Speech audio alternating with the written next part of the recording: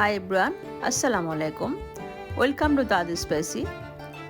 আজকে তৈরি করব বোরহানি। আমরা তো সবাই কম বেশি বোরহানি তৈরি করতে পারি। আমি কিভাবে তৈরি করি সেটা আজকে আপনাদের সাথে শেয়ার করব। চলুন দেখে নিই কীভাবে বানাতে হবে।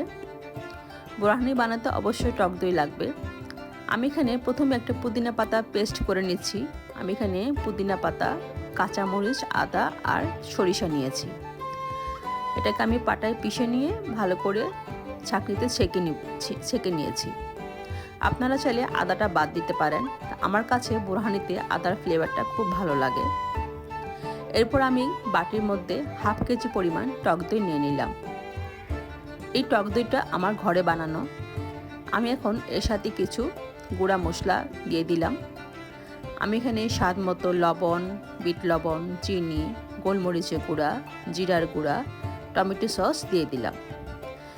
আমি যে আগে থেকে পুদিনা আর কাঁচামরিচের পেস্টটা তৈরি করে রেখেছিলাম, সেই কাঁচামরিচের আর পুদিনা পাতার পেস্টটা আমি এখানে দিয়ে দিলাম। এখন আমি সব কিছু একসাথে ভালো করে মিশিয়ে নিব।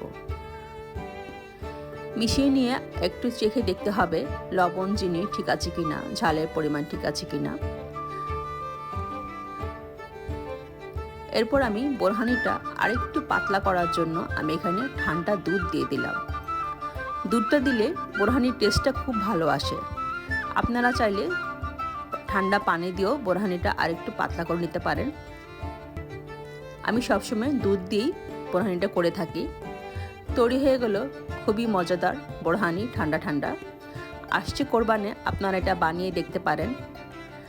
আশা করি আপনাদের কাছে ভালো লাগবে। ভালো লাগলে কমেন্ট সেকশনে কমেন্ট করে জানাবেন।